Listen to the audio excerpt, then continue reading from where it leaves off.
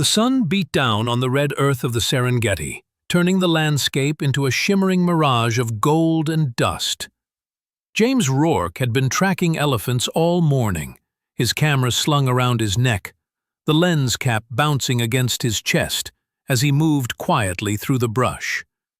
His shirt clung to his back, damp with sweat, and the flies were relentless. But he didn't mind. This was his life. Wild, unpredictable, and far from the fluorescent lights of the city he had long ago left behind. He paused near a dry riverbed, crouching low, and raised his camera. A distant rumble of hooves suggested a nearby herd of wildebeest, but it wasn't them he was after today.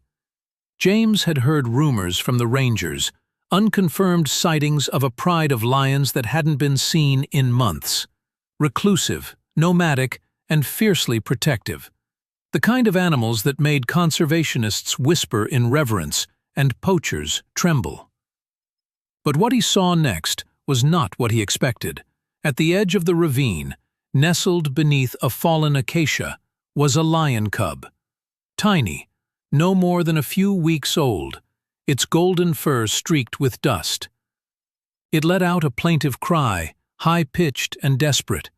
James's eyes swept the horizon. No adult lions in sight. He stepped closer, heart thudding. The cub tried to stand but collapsed with a soft whimper. Its back leg was twisted unnaturally.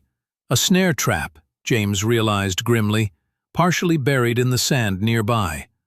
Someone had set an illegal trap, and the cub had wandered into it.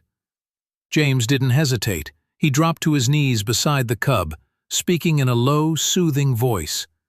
His hands moved with practiced calm, freeing the leg from the remnants of wire, careful not to cause further damage. The cub flinched but didn't bite. Its wide, amber eyes stared into his, unblinking. "You're lucky," he murmured. "Damn lucky." He cleaned the wound with water from his canteen and fashioned a soft splint from his belt and a torn piece of canvas. The cub trembled beneath his touch, but it stayed still, trusting. Then came the sound that froze him, a low growl, deep, guttural. James turned slowly. From the tall grass behind him emerged a lioness, her shoulders rolling with power and fury, her eyes locked on the cub, then on him.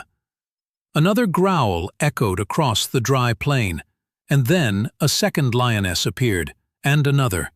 James's breath caught in his throat as a massive figure emerged last, mane like wildfire, golden and terrifying, the pride male. His eyes burned with suspicion, nostrils flared. James remained crouched, arms raised slightly in submission, the cub now lying between him and the pride.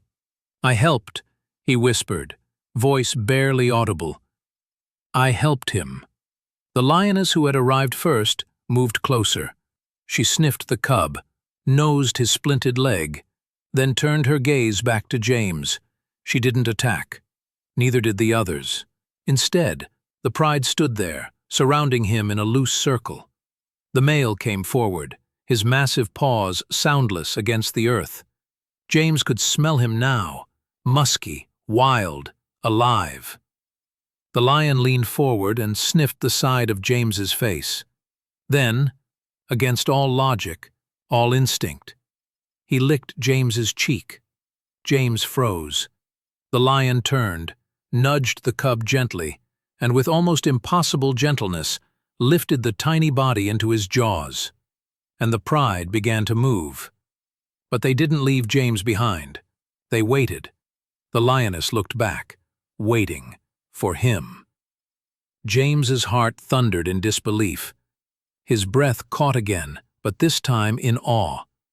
Slowly, hesitantly, he stood and followed.